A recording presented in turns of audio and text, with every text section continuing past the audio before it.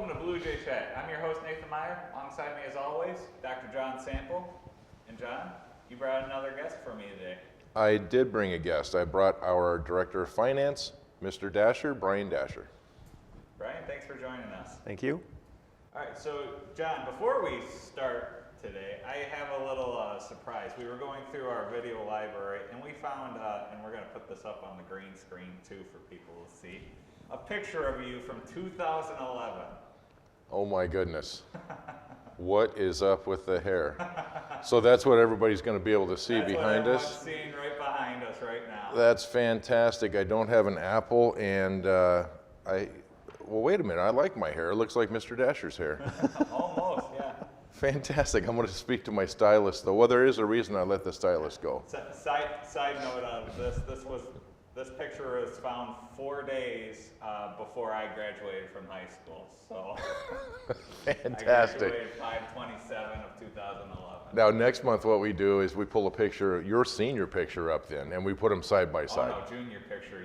You'll never guess how I looked in junior year. Okay.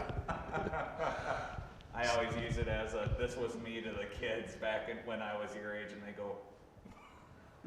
So we're not going too far back for those pictures. Not That's going good. Too far back, no. Wow. But, all right, John. So what's been going on here in the school district the last month or so? There's been a lot going on. I always like to recap our board meeting, and we like starting our board meetings with recognition. And so our recognition this month went out to the Reading Buddies, and that's a group that goes down and reads to our students at Pine River School for Young Learners.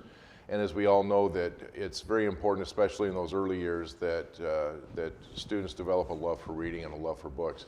And so I can't say enough about our Reading Buddies. That's a program that's been going on for 10 plus years. They've been dedicated to our youngest learners in the district. Also recognized this month, the VFW recognized Mrs. Hine at Jefferson for her patriotism and loyalty and community partnership to our veterans. And while we celebrate them on Veterans Day, and we're thankful for them all year round. And so Mrs. Hine went above and beyond really the call of duty for our veterans, and not only putting together a nice Veterans Day program, but each and every year she really has a great outpouring of dedication to them. And then I can't say enough about our community when it comes to the Beyond Crayons grant. We had a whole slew of recipients this year throughout the school district, and so that kind of support really enables our students it enhances their education, and without the community, we wouldn't be where we're at right now. And so the Beyond Crayons grant and the people that work on that year in and year out has been fantastic to the district. So that was the recognition, and of course we have referendum. That's the biggest topic, I think, that's on everybody's mind. That's something that Brian Dasher has been working very hard on, because the board needs to find out exactly what will happen should the referendum pass, and all indications are that it will. We've had a very good support with the survey that we put out to our community residents. But then we also have to figure out, and that's where Brian's job becomes even more difficult, what's going to happen should that referendum fail. And we're actually looking at $1.7 to $1.8 million in cuts for the following year. And that's going to cut us pretty deeply. And so Brian has to estimate not only the financial landscape of what the budget's going to do for us next year, but what are those things that we're going to have to do without in the event of a failed referendum. So it's been a real busy time right now. The positive side of things, we don't like to talk about a failed referendum, because of course that referendum won't fail. We've been busy with our different committees in the district, the people committee, developing the culture and climate of the district, those types of things, recognizing staff for what they do. So while it's business as usual, yes, gearing up for this referendum in April is probably the biggest thing that we've got going on right now. Right, and that's the biggest talks that we've had right now, Brian, obviously, is the referendum. We've been trying to push it here at Bluejay Chat. What would you say to the community right now that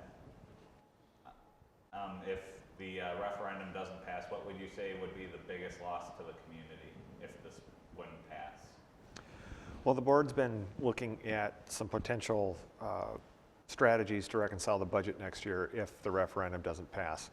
And what we're looking at is some wide-ranging reductions to programs, some potential reorganization at the elementary level in terms of we're looking at different grade level configurations, different configurations for the buildings, and we're looking at anything from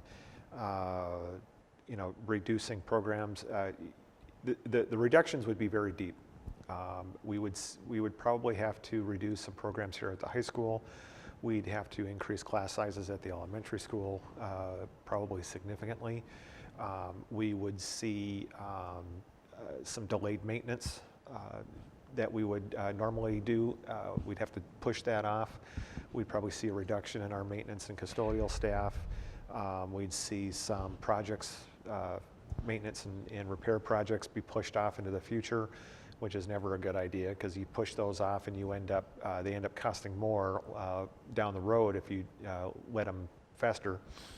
And so right now, the board is aiming by the end of January to adopt a list of reductions that would occur next year if the referendum passes. So they're still working through that, and they're still working on analyzing all the different proposals.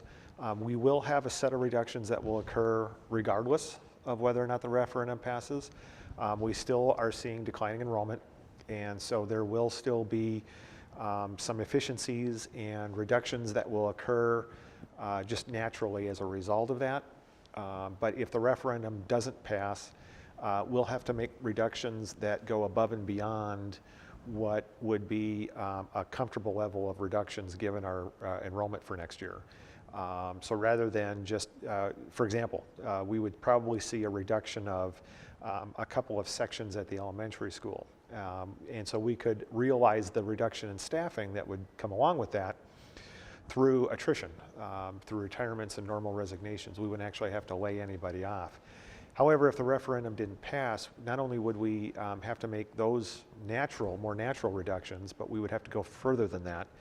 And we would have to reduce staff and programs beyond what our enrollment would be able to, or beyond what our enrollment requires to comfortably and adequately address from an instructional standpoint. And so class sizes would get bigger. We would see reduced programming here at the high school and possibly at the middle school as well. Right, and obviously the bigger the class, the harder it is for our teachers to really effectively teach, right, John? Certainly, and Merrill High School is a perfect example. When we start looking at cuts, one of the cuts in the event of a failed referendum is a tech ed position. Well, your community member would probably turn around and say, wait a minute, I thought the tech ed program is something that you wanted to enhance. Yes, we do want to enhance that. We will continue to enhance that even in the event of a failed referendum, but certainly not at the pace that we're going now. It's our job to prepare students for the academic, should they pursue, going on to the university level, or career readiness, should they pursue to work right away. And so we know what we'd like to do. It takes money to get there. We're still going to continue to do exactly what we can to prepare our students. That's what we're tasked with. But tech ed is one of those programs that if we're going to make any cuts at the high school, and a lot of those cuts have to be with position cuts, because 80+% of our budget is salary and benefits. And so they would think, why are you cutting tech ed? Well, tech ed is one of those programs where we have multiple teachers in it. We have 3 teachers in tech ed.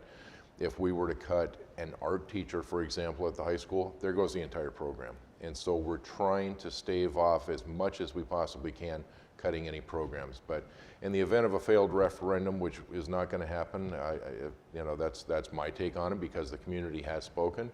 But in the event of a failed referendum, cuts will be deep. And it's our job to make sure our students are prepared. Students are our product, and our students need to be successful for life after high school. Very exciting that the community did say, yes, we support not only you meeting the budget operationally with the 1.8 that you're going to need, but we're also going to dig a little bit deeper and say, we want you to enhance some of these programs. The top 3 priorities that came out of that was to enhance the tech ed program, and that's district-wide. from the maker spaces at the elementary school to the fantastic work that they're already doing at the middle school and enhancing the production lab at the high school. They also said we need to take care of some of our maintenance issues. As you can imagine, you can measure our properties, and I know that homeowners can speak to this, the relevance of this. You know, when you've got a 2,000 square foot home, you know all the things that needs to happen. Well, we can almost measure our square footage in square acreage with the amount of roofs and the heating and the cooling and the parking lots and everything else. So they said, yeah, let's go ahead and enhance our production labs to get our students ready for life after high school. Let's take care of some of these maintenance needs, and then let's also take care of our staff, because we need to make sure that we can attract and retain quality teachers and administrators.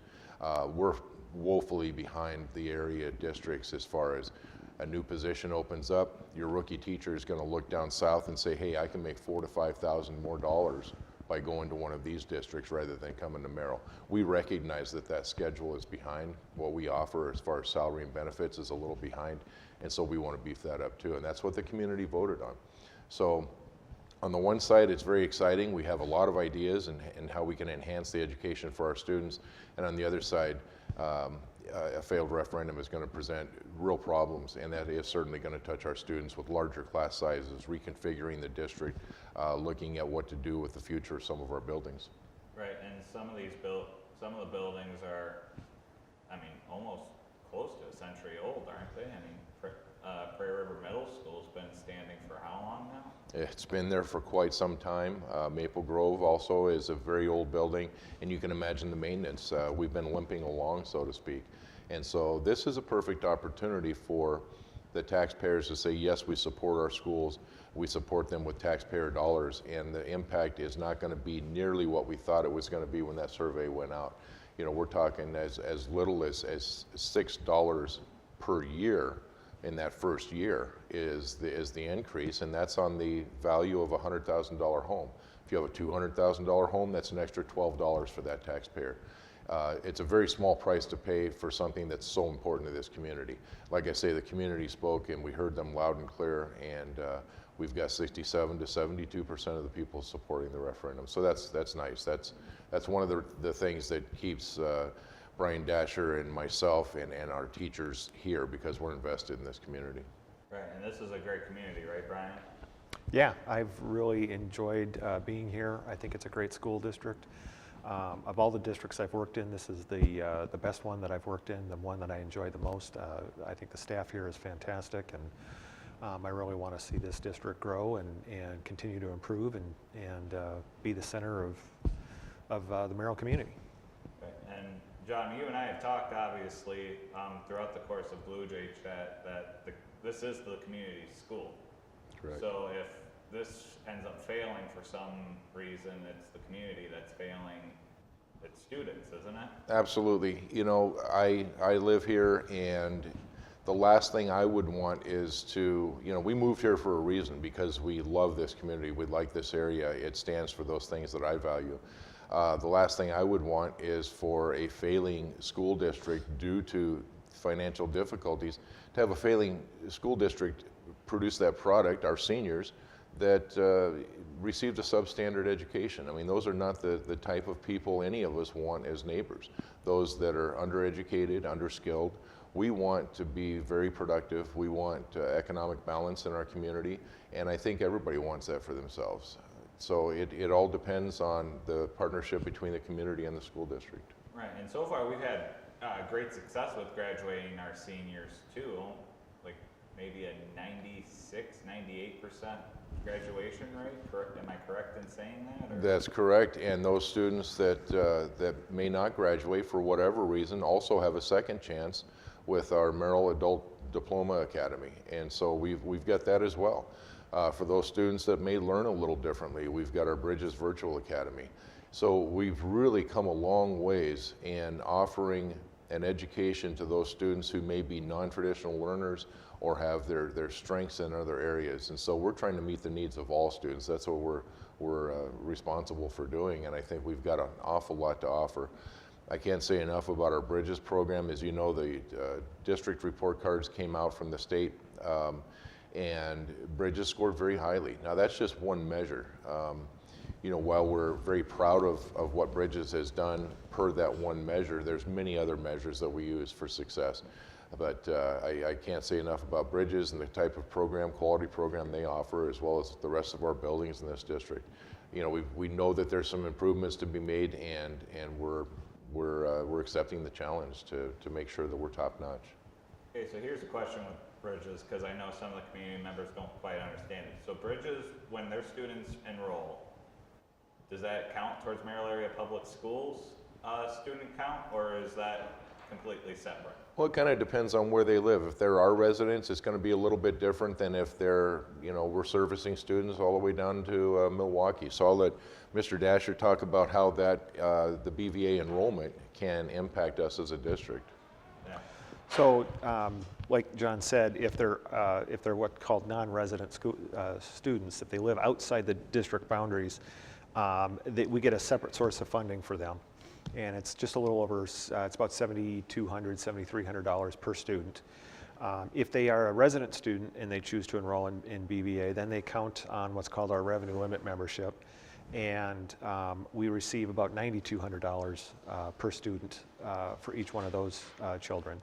So, and then from that, then we pay the virtual academy a certain sum to service those students. And so, all told, the revenue that's generated by or by Bridges Virtual Academy students is pretty close to $5 million. And then the majority of that obviously goes to pay for the services that we provide through the Virtual Academy to those students.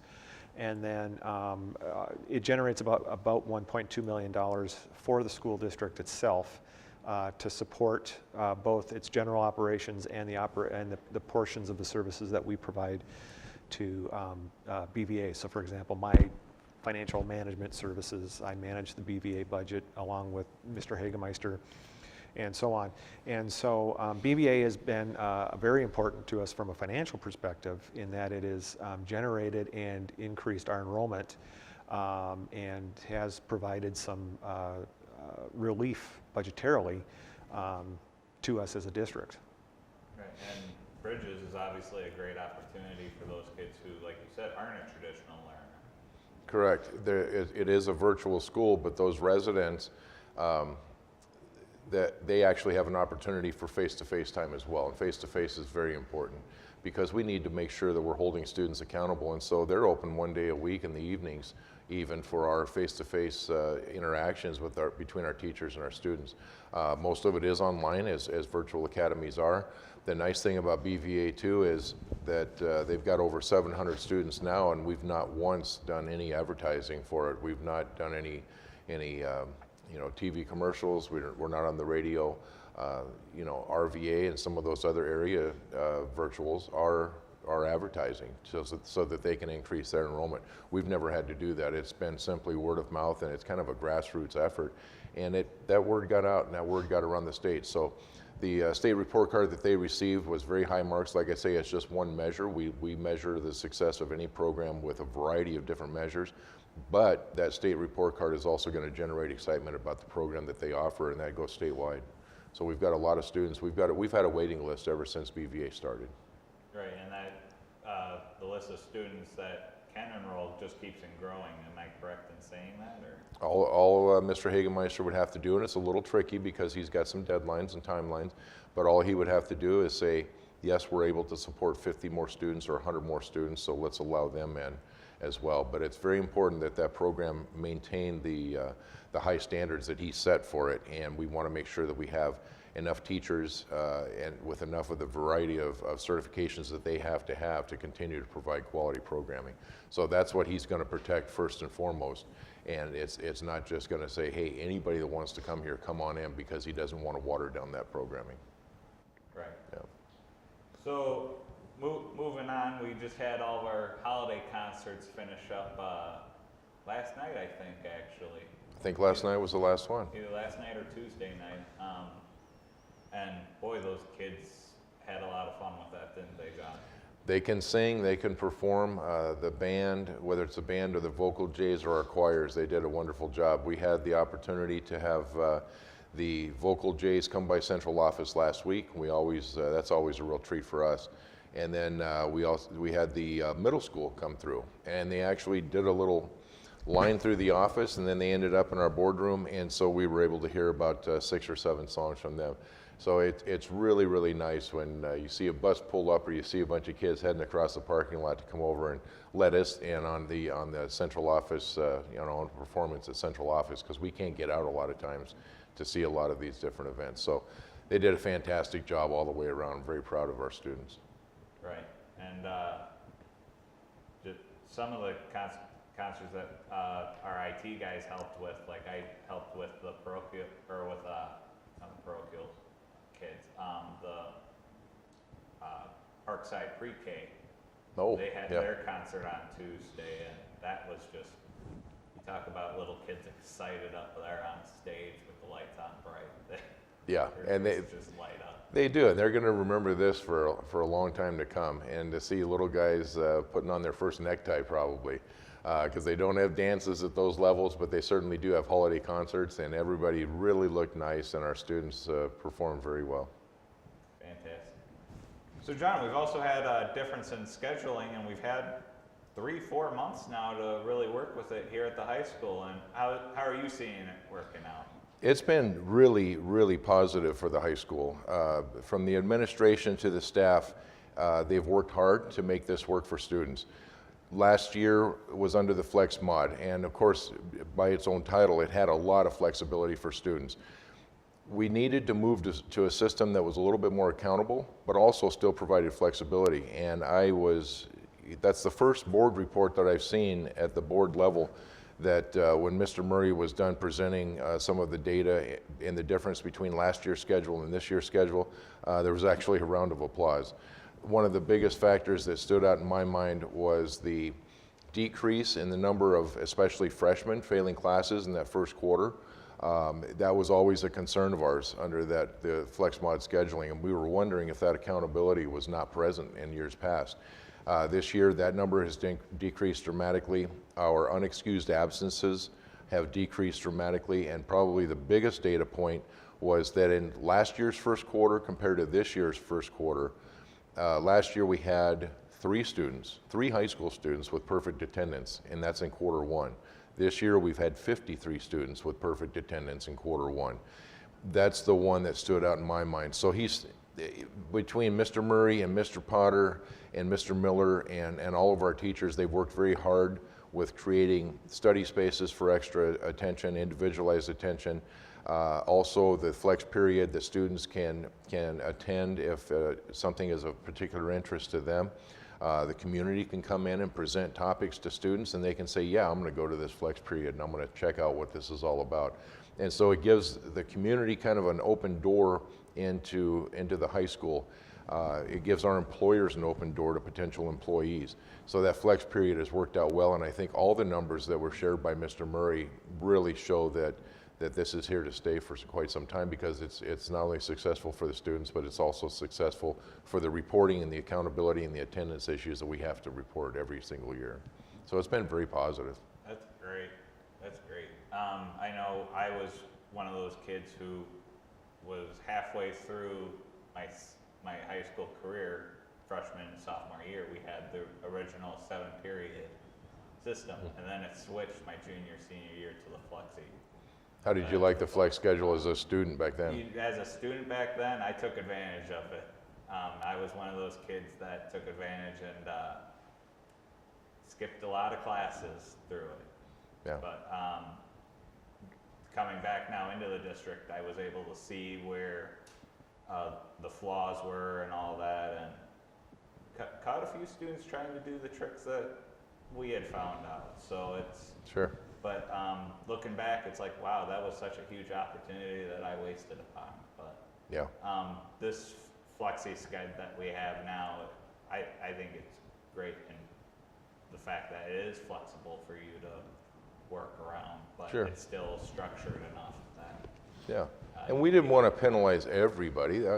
Some students did quite well with that, and while we didn't want this schedule to be punitive, I think that our students that we never had to worry about missing class also still have those same opportunities. And even just the feel, the whole culture and climate of this building as you walk through it is totally different. It's nice to see the commons empty. And don't get me wrong, it was nice to see it full as long as students were on task and doing whatever they were supposed to do, but we've seen a dramatic decrease too in student behaviors and some of those major violations that step up, because students are adults. You given enough free time, sometimes an idle mind tends to wander, and you may not be on task, and you may be doing things you're not supposed to do. So I'm very pleased with the schedule and the way that our teachers and administration have handled this. It's been very good. And the students, I mean, they've handled it pretty well. The too. students, it's a big change for the students, and I'm very proud of the students. You know, you mentioned graduation too. I'm real anxious. Every year I'm very anxious for graduation because you get to hear about all the good things, so I'm looking forward to hearing about the reflections on how this class performed, because they've had the old flex mod schedule for 3 years, and they've had to get used to it this year. So I'm very proud of the way our students stepped up. And just think, graduation's going to be coming up in like 5 months now. Before you know it, Christmas is right around the corner. We're and almost halfway through the school year. Yeah, don't say that. We've got so much more work to do. I know, we got a lot of work to do. And Brian's got a lot more work to do too, don't you? Yep. So I think we'll let you guys get back to work now, actually, because I think we're Fantastic. all set for this month, right, John? We are. We've got a lot to do in the next couple of days, even getting ready for Christmas, but we'll be back and we'll hit the ground running. You bought all your Christmas presents, right? Oh yeah, yeah. Thank goodness for coupons and yeah, and gift cards. Yeah, thank goodness for sure. All right, so once again, my name is Nathan Meyer with Dr. John Sample, Brian Dasher. Thanks for joining Bluejay Chat. Have a nice day.